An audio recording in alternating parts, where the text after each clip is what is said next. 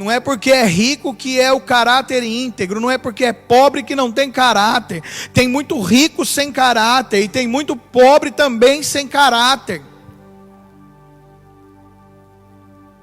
Porque não é o que eu tenho que determina quem eu sou, mas é quem eu sou que determina o que eu tenho. Não adianta eu ter tudo, mas se não veio de maneira lícita, se não veio de maneira agradável aos olhos do Senhor. E ele então diz, pode tocar nele, só não toque na vida dele, porque a vida dele me pertence. Jó entra em um colapso, Jó entra em crise, ele perde tudo o que ele tinha, ele perde as riquezas, ele perde os filhos, perde as filhas, perde a credibilidade, perde o apoio da esposa, mas ele diz, bem sei eu que tudo podes, e nenhum dos teus pensamentos podem ser impedidos. Ele declara, antes eu te conhecia, de ouvir falar, mas hoje eu tenho intimidade, hoje eu ando com Deus. Aquela multidão apresenta a mulher adúltera para pegar quem era Jesus. Perderam a oportunidade de conhecer Cristo na sua essência. Porque quando Cristo diz, aquele que não tiver pecado, que atire a primeira pedra, eles imediatamente largam as pedras e saem da presença de Jesus. E a única que permanece é a mulher pecadora. Sabe por quê? Os religiosos, quando são confrontados, eles viram as costas e saem. Mas os pecadores, quando são confrontados, eles amam Jesus ainda mais. Por isso que Provérbios diz, corrija o tolo e ganharás um inimigo. Corrija o sábio e ele se tornará ainda mais sábio. Porque quando você corrige o tolo, ele se revolta, ele se rebela. Mas quando você corrige o sábio, ele recebe aquela palavra com sabedoria. Então aquela multidão foi tola, eles viraram as costas e saíram da presença de Jesus. A pecadora fica, Jesus a chama, diz para ela, endireita sua cabeça e olhe nos meus olhos. Aquela mulher, ela tinha que andar de cabeça baixa por onde ela passasse. E ela não podia encarar ninguém nos olhos, porque ela era uma adúltera, ela era uma pecadora. Mas Jesus olha dentro do olho daquela mulher e diz para ela, aonde estão os teus acusadores? Ela diz, Jesus, nenhum ficou aqui.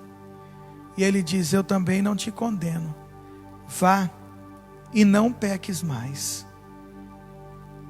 A multidão que estava sedenta para ver o apedrejamento daquela mulher, era a mesma que estava sentada quando Jesus estava ensinando. Mestres da lei e fariseus estavam sentados enquanto Jesus ensinava. Eles não estavam ali para aprender de Jesus, mas eles estavam ali para pegar uma falha em Jesus. Eles estavam ali para pegar uma falha. E eles vinham de todos os lados, porque a fama do poder de Deus estava sobre Jesus.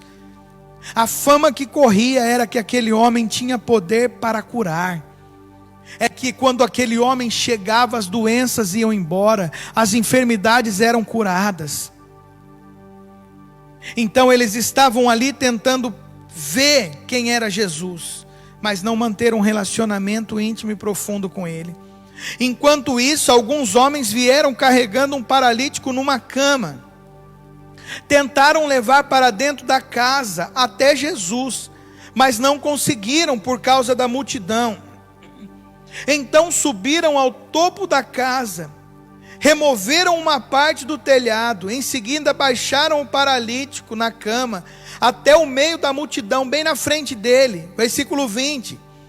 Ao ver a fé que eles tinham, Jesus disse ao paralítico: homem, seus pecados estão perdoados. Os homens chegam, 4 homens, com um paralítico deitado em uma cama. Eles tentam ir pela porta da frente e eles não conseguem entrar, porque a multidão estava ali. Não seja a multidão. A multidão anda atrás de milagre. A multidão anda atrás de sinais. A multidão anda atrás de coisas materiais. Mas eu glorifico a Deus, porque ainda tem pessoas cheias do Espírito Santo, que buscam Jesus pelo que Ele é, e não pelo que Ele pode nos dar. Não desista na multidão que está na sua frente. Às vezes você olha, você que está me ouvindo, você olha e diz: pastor, quem sou eu para ser usado por Deus, para pregar uma mensagem, para adorá-lo através do louvor? Tem tantas pessoas fazendo, querido. Como dizia nossa mãe, você não é todo mundo. Como dizia o nosso pai, você não é todo mundo. Faça diferente. Faça algo novo para Deus. Mas pastor, o que é fazer algo novo se todo mundo já fez? Fazer algo novo é fazer do seu jeito, é fazer segundo as suas forças, é fazer segundo a sua capacidade. Faça algo para Deus, se coloque na posição. Se coloque na posição para Deus te usar. Aqueles homens tentam e eles não conseguem. Quantas vezes você deixou de vir na igreja porque você tentou, mas a canseira não deixou? Ai, você tentou ir, mas chegou gente em casa. É historinha, irmão, é desculpa. Me desculpe falar isso para você, mas é desculpa. Quantas vezes você que ainda não conhece Jesus, recebeu um convite para vir à igreja, mas naquele dia deu dor de cabeça, naquele dia você passou mal, naquele dia você chegou cansado? Quantas e quantas vezes você fez isso? Quantas e quantas vezes você não jejua porque você passa mal? Ah, eu não posso jejuar porque eu passo mal. Não pode jejuar 3 horas, jejue 1. Jejue meia hora. Ai, eu não tenho tempo para orar, pastor. Eu não tenho tempo para buscar a Deus. Está tudo errado então. Para e veja o que você está fazendo. Como que você está vivendo sem tempo para o seu Criador, para o seu Pai? Não é, pastor? Meu horário, eu não consigo fazer, eu não consigo ir na igreja, eu não consigo adorar, eu não consigo ter um tempo a sós com Deus. Para tudo então e recomece a sua vida. Está errado. Como que você não consegue manter um relacionamento íntimo e profundo com o seu Pai? Quantas vezes desistimos? Estávamos tão próximos da vitória.